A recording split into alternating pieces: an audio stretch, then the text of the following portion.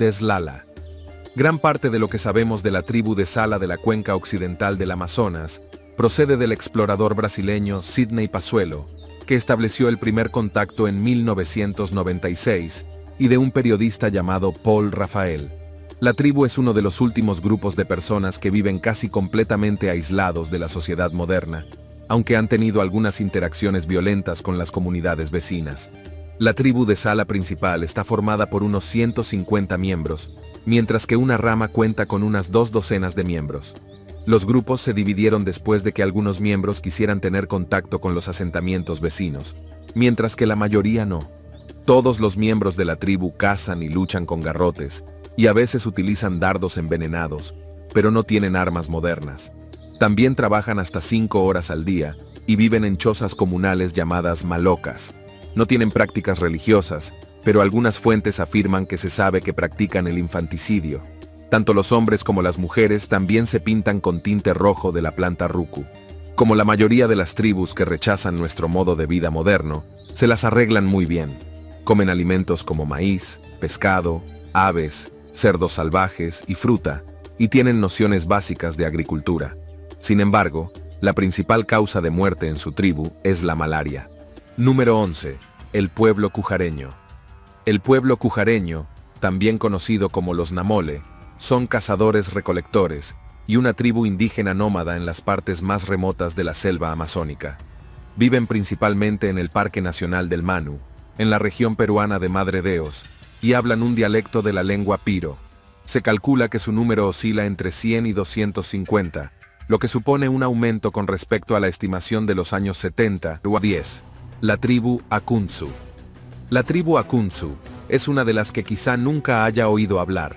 Por desgracia, es una que está a punto de extinguirse, ya que solo quedan unas 4 personas en la tribu. Proceden de Rondônia, en Brasil, y hablan una lengua Akuntsu única. Aunque su número puede haber prosperado, en un momento dado todo cambió. En la década de 1980, unos ganaderos brasileños perpetraron una masacre que los aniquiló casi por completo. Se cree que lanzaron el ataque porque si se establecía contacto a través de los canales oficiales, su bosque se convertiría en una reserva indígena y se cerraría a los madereros y ganaderos. Los sobrevivientes del ataque llevan una vida modesta y sencilla. Aunque son principalmente cazadores-recolectores, también han incorporado algo de agricultura a su dieta. Fue a finales de la década de 1990 cuando se estableció un contacto oficial con ellos. En ese momento, se descubrió que solo quedaban 7 miembros en la comunidad: 2 hombres, 3 mujeres y 2 niñas. Trágicamente, en el año 2000, una de las casas fue devastada por la caída de un árbol, lo cual resultó en la muerte de la niña más joven. Posteriormente, falleció el miembro más anciano del grupo, seguido del chamán, quien murió mientras dormía. Número 9. Los Mursi. Los Mursi, que se refieren a sí mismos como Mun, son un grupo sérmico de Etiopía. Viven cerca de la frontera con Sudán del Sur y están formados por 11.500 miembros que hablan la lengua Mersi como lengua materna. Como muchos otros pastores agrícolas de África Oriental, tienen prácticas religiosas y espirituales. Creen en el Tumwi, que es algo que se manifiesta en el cielo como un pájaro arco iris u otra cosa. También tienen un Komoru que actúa como enlace entre su dios y la tribu. El papel del Komoru es protegerles a ellos, a su ganado y a sus cultivos. Sin duda, sus ciclos vitales también son muy diferentes a los nuestros. Además de llevar placas labiales, los Mersi son uno de los últimos grupos de África que aún practican esta tradición. Estas placas, que pueden ser de madera, cerámica o metal, son insertadas en los labios inferiores de las niñas cuando cumplen 15 o 16 años. Aparte de su significado cultural, estas placas también se utilizan como una forma de obtener ingresos adicionales, atrayendo a los turistas. Además de esta práctica, la tribu Mursi también participa en duelos ceremoniales, los cuales son muy populares entre los hombres de esta comunidad. Estos duelos, aunque ritualizados, son básicamente actos de violencia masculina y suelen ser más comunes en hombres solteros. Número 8. Tribu Moken. Los Moken son un pueblo austronesio que vive en el archipiélago de Mergui, formado por 800 islas reclamadas por Tailandia y Birmania. Los expertos creen que pueden haberse originado en el sur de China hace unos 6.000 años, antes de asentarse en varias islas del sur de Asia entre 2003. En estas islas viven miles de mochán, con un estilo de vida seminómada de cazadores-recolectores, que dependen del mar para su subsistencia. Son aproximadamente 1.500 hombres y 1.500 mujeres, y hablan una lengua austronesia distinta llamada mochín.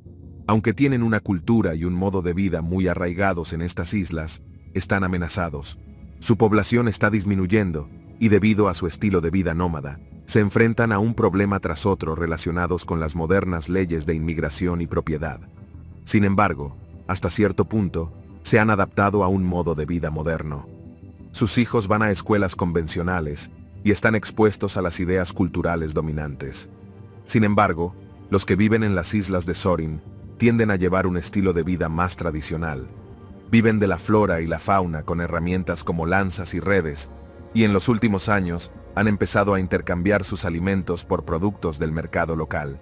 Número 7. La tribu Simbu. En las tierras altas centrales de Papúa Nueva Guinea se encuentran los Chimbu, o pueblo Simbu. Este nombre les fue dado por los exploradores australianos a principios de la década de 1930, que oyeron la palabra Simbu, pronunciada por los lugareños. Es una forma de sorpresa agradable en lengua cumán. Viven en la provincia de Chimbu, en un terreno montañoso escarpado que han convertido en su hogar con huertos. No viven en aldeas, sino que crean pequeños asentamientos con casas ovaladas y techos bajos de paja, caña aplastada, paredes tejidas y suelos de tierra. Los hombres viven todos juntos en casas comunales, mientras que las mujeres, los niños y los cerdos conviven en otras. Sin embargo, han adoptado parte de nuestra influencia moderna, y algunos hombres y mujeres viven ahora juntos. Aunque esta gente de Simbu no tiene mucho, sus cerdos son su bien más preciado.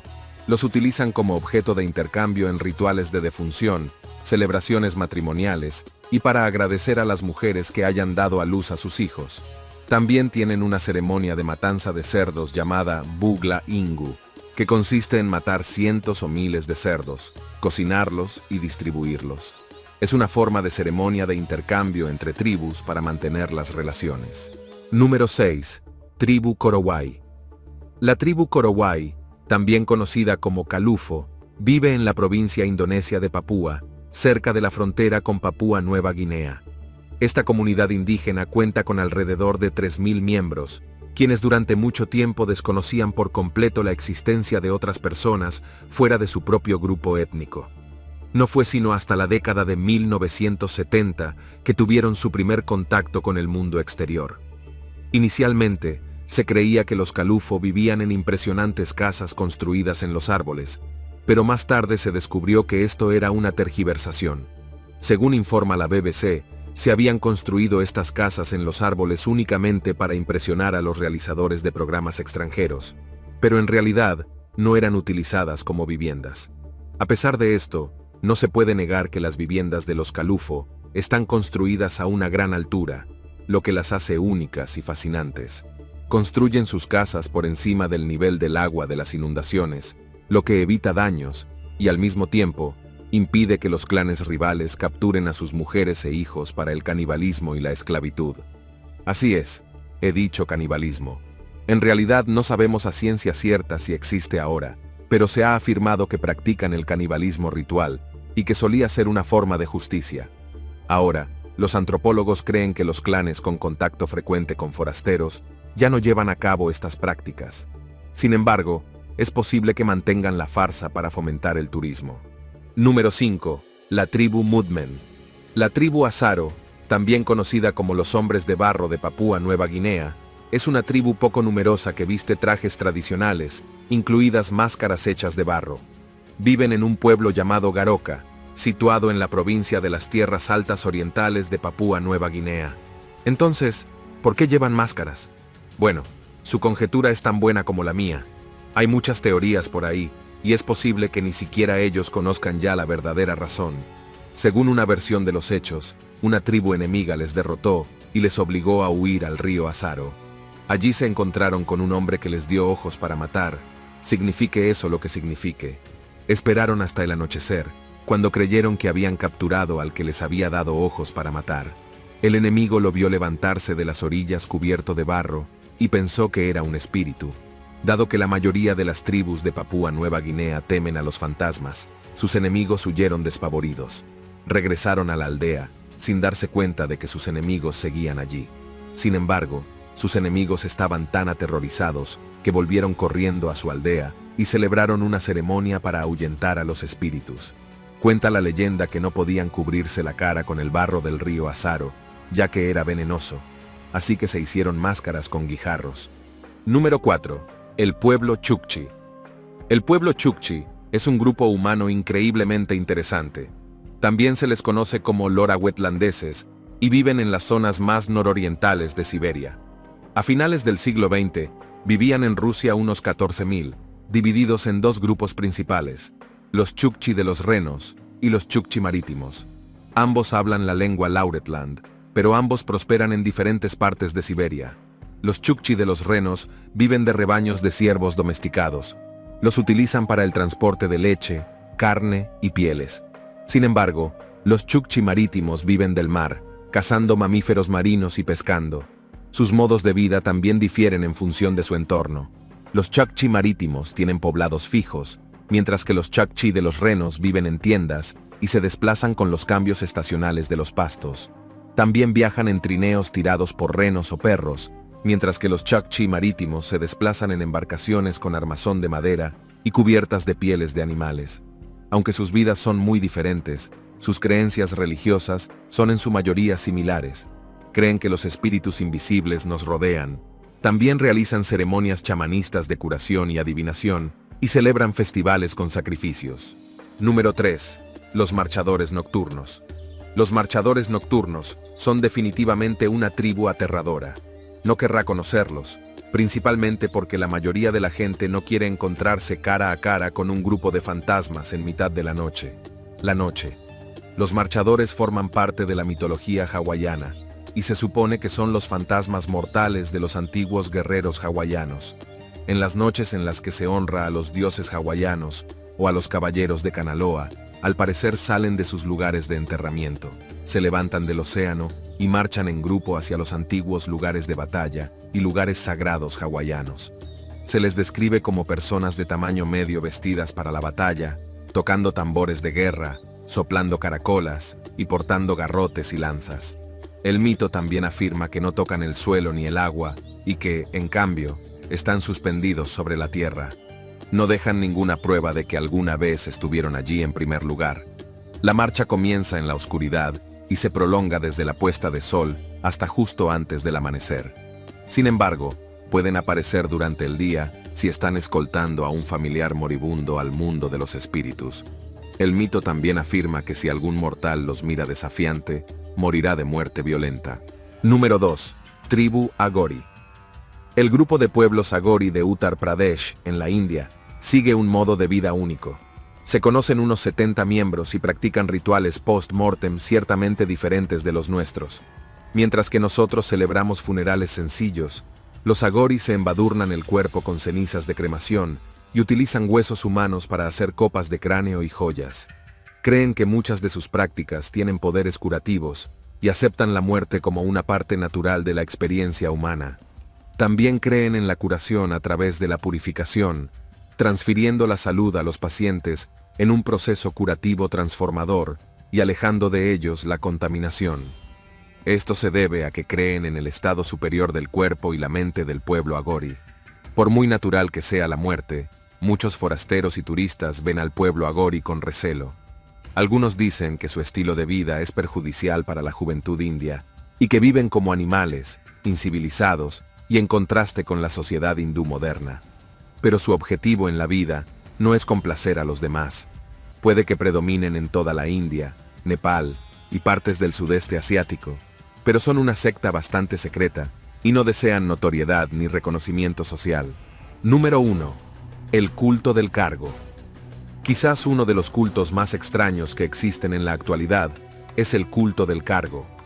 El culto del cargo se refiere a las sociedades primitivas que ven los bienes y la carga de los países del primer mundo como dones espirituales.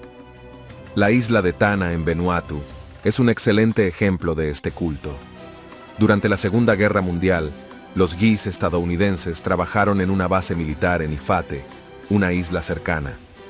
Los lugareños estaban ansiosos por desconectar de la colonización europea y se sintieron fortalecidos cuando vieron a soldados estadounidenses negros presidiendo los cargamentos. A partir de ejemplos como este, se formaron religiones. Una de las más conocidas hoy en día es el movimiento John Frum. Los miembros de este culto veneran a un militar estadounidense llamado John Frum.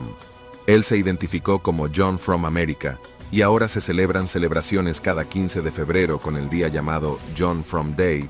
Tiene lugar una ceremonia con hombres que se pintan las palabras USA en el pecho, izan la bandera americana y realizan ejercicios militares mezclados con bailes. También construyen aviones de la Segunda Guerra Mundial con hierba, junto con una pista de aterrizaje con la esperanza de que John regrese con más carga. Resulta que otra tribu cercana adora al ya fallecido príncipe Felipe, duque de Edimburgo. Creían que era un ser divino. Gracias por vernos. Hasta la próxima.